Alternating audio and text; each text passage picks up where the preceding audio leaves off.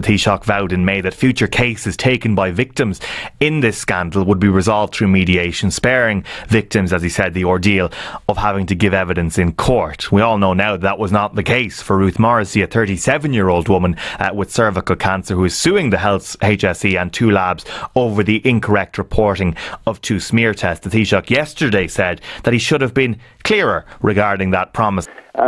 Promising that women involved in these dreadful cases that they would not have to go to court was not a valid promise. It was not in his gift. There are more parties to this than just the state. There are 2 laboratories, and then you're talking about their insurers as well.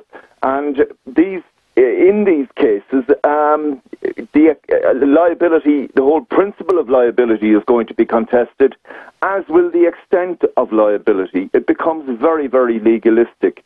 So while the state by now might be motivated to settle and resolve things, the same could not be said of the other parties. Both the Taoiseach and the Minister for Health are not lacking in compassion for these people. Neither is anybody else in this country.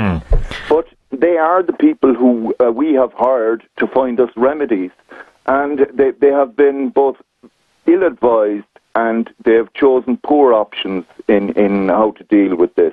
All right, so if he isn't lacking in compassion, then was he lacking in sense when he went on to 6-1, John? Depending on how you read it, he either said that the state would take on responsibility for the liability to each of the women affected, or for even every false negative. I mean, it was an incredibly loose way of putting it, wasn't it? It was an extraordinary blank cheque. So this is potentially explosive for Leo Varadkar and for Simon Harris. And they really have to show progress beyond emoting and expressing sympathy. There is nobody in this country who does not have sympathy for those poor women. But the government are the people who posit remedies and give us remedies, and that's not happening.